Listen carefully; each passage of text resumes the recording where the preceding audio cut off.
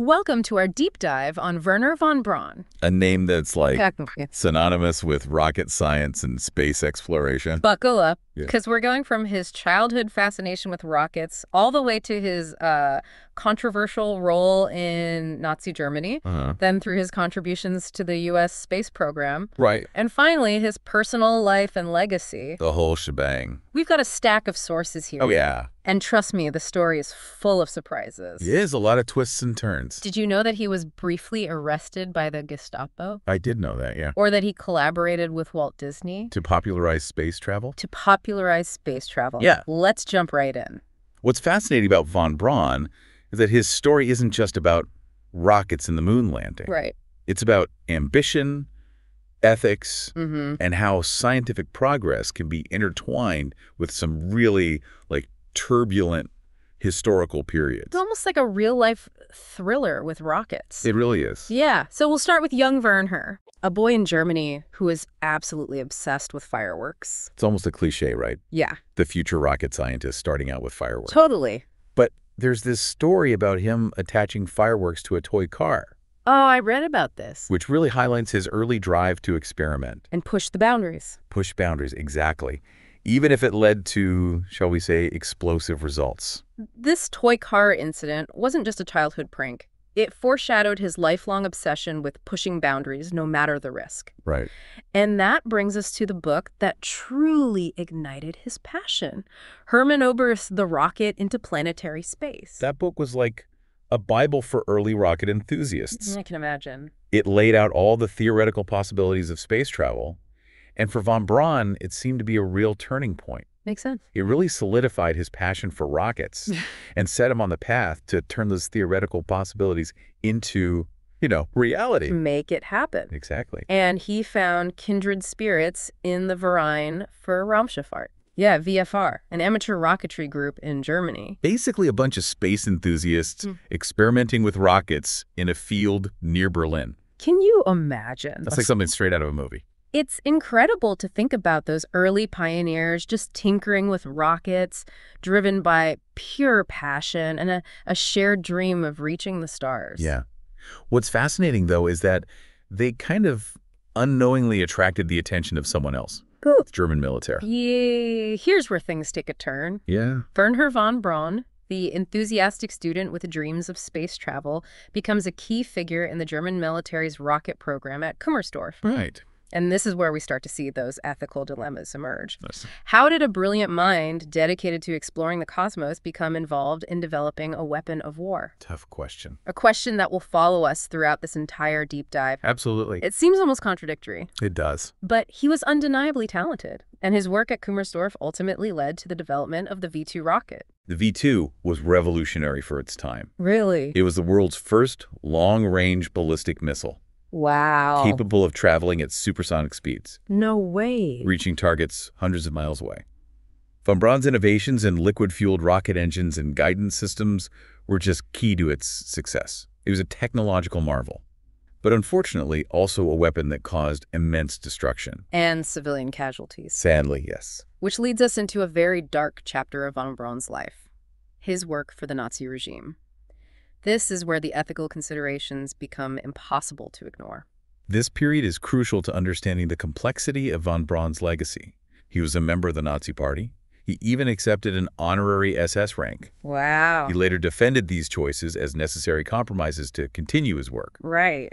But it's a defense that remains highly controversial, to say the least. Our sources really paint a picture of a man caught between his ambition and the reality of the regime he was living under. Right. He wanted to advance rocket technology, and the Nazi regime offered him the resources and the support to do so. Sadly, that support came at a terrible cost. Yeah.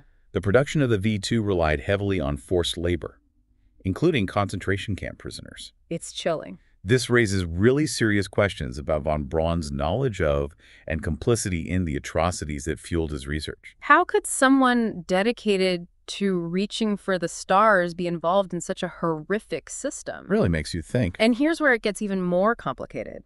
In 1944, von Braun was actually arrested by the Gestapo. Yeah. And the reason for his arrest is particularly intriguing. Yeah.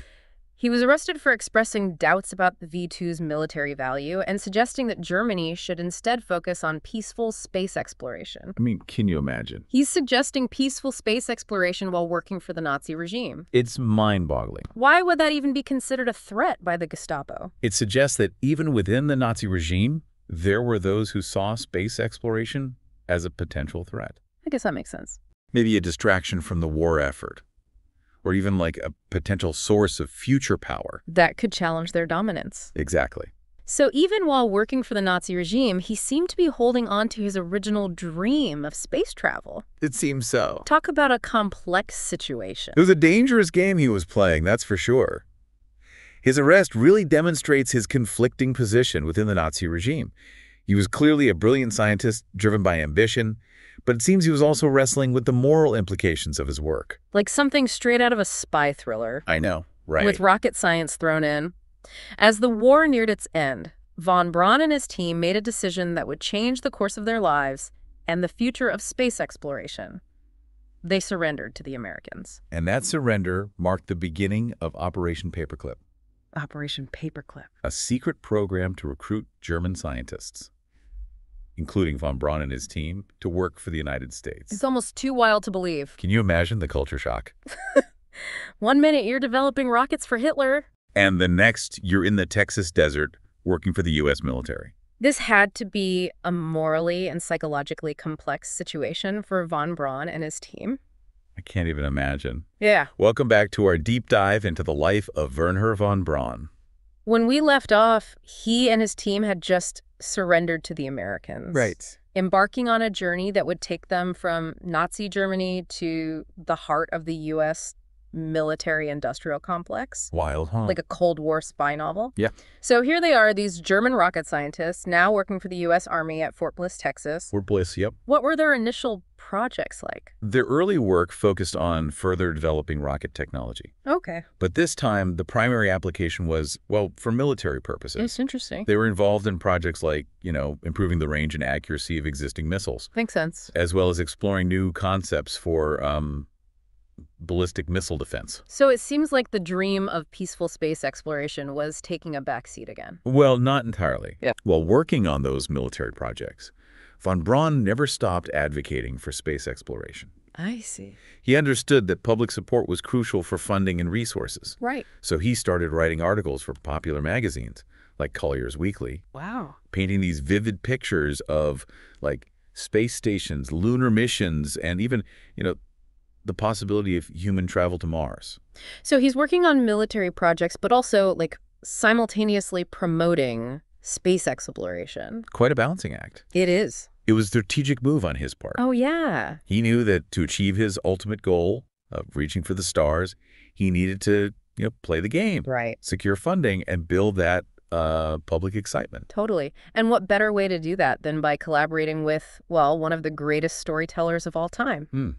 Who could that be? Wait, are you talking about Walt Disney? I am. As in Mickey Mouse, Walt Disney. The very same. That's incredible. Von Braun and Disney teamed up to create a series of educational films about space travel. These films were groundbreaking for their time. I bet. They used cutting-edge animation and special effects to bring the wonders of space to life for a mass audience. That's amazing. What was the public's reaction to these films? They were a huge hit. Yeah. Captivating audiences with their stunning visuals and von Braun's enthusiastic descriptions of future space missions. They really helped to ignite public interest in space exploration. That makes sense. And played a crucial role in garnering support for that nascent U.S. space program. So von Braun's media savvy, combined with his undeniable scientific brilliance, really helped pave the way for America's entry into the space race. Absolutely. Amazing. He was a master at capturing people's imaginations, yeah, making them believe in those possibilities of space travel. It seems like it. And as the space race, heated up, von Braun found himself at the forefront of the American effort. Which brings us to his time at NASA. This is where things really take off. This is where von Braun's leadership and vision truly shone. Tell me more. He became the director of the Marshall Space Flight Center in Huntsville, Alabama. Okay. Leading a team of brilliant engineers and scientists. Wow. Who were dedicated to making America the leader in space exploration. That's incredible. And their first major achievement was launching America's first satellite, Explorer 1. Explorer 1. Oh, truly pivotal moment in that space race against the Soviet Union. Imagine the pressure and the excitement surrounding that launch. I know. The eyes of the world were on von Braun and his team. Like, And when Explorer 1 successfully reached orbit, it was a resounding victory for America. and, of course, a major blow to the Soviets. It must have been an incredible moment. What? What were some of the technical challenges they had to overcome to make that launch happen? Developing a reliable launch vehicle was critical. Yeah. Von Braun and his team modified the Redstone rocket, Okay. originally designed for military purposes, Right. to create the Juno 1 launch vehicle. Interesting. It was really a testament to their ingenuity. Yeah. And ability to adapt existing technology to meet the demands of spaceflight. So they took a military rocket and basically turned it into a launch vehicle for a satellite. It's amazing, right? It's amazing how they repurposed technology like that. It was a common theme in those early days of the space program. Yeah. A lot of the technologies used for space exploration actually had their roots in, military research and development. But the moon landing, that was von Braun's ultimate goal, wasn't it? Absolutely. Yeah. It was like the culmination of his lifelong dream. It makes sense. And to achieve it, he needed a rocket like no other. He needed the Saturn V. That's the one. Now that's a name that everyone recognizes. It is. What made the Saturn V such a game changer? The Saturn V was just an absolute monster of a rocket. It was huge. The most powerful machine ever built at the time. Wow. It stood over 360 feet tall I can't even imagine. and was capable of generating over 7.5 million pounds of thrust. It's mind-boggling. It was von Braun's masterpiece. Yeah. A symphony of engineering that made the moon landing possible. Can you break down some of the key innovations that went into designing such a powerful rocket? Sure. The Saturn V used a clustered engine design Okay. with 5 massive F1 engines in its first stage. 5. 5. Each F1 engine could produce over 1.5 million pounds of thrust. That's, more powerful than any other rocket engine ever built. The Saturn V also used advanced guidance and control systems Right. to ensure its accuracy and stability during flight. It really is an engineering marvel. It is. And when that rocket launched Apollo 11 towards the moon, it was a moment that captured the world's imagination. Oh, yeah. It was a defining moment for humanity. It really was. People around the globe were glued to their televisions, watching as Neil Armstrong took those first steps on the lunar surface. And behind that historic achievement was the vision and the leadership of Wernher von Braun. It's incredible to think that this man who started his career designing weapons for, a brutal regime ended up leading the team that achieved one of humanity's greatest accomplishments. Talk about a redemption arc. It's truly a testament to the complexity of the human spirit. It is. But von Braun's story, it doesn't end with the moon landing. I know, right? He still had dreams to fulfill. Goals that would remain just out of reach.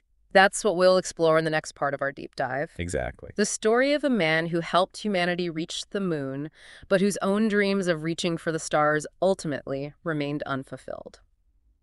Welcome back to the final part of our deep dive into the life of Wernher von Braun. It's been quite a journey, hasn't it? It has. We've seen him go from those early days experimenting with fireworks all the way through the darkness of Nazi Germany to his pivotal role in the Apollo program and the moon landing. A life full of highs and lows, that's for sure. But as we know, his story doesn't end there. No, it doesn't.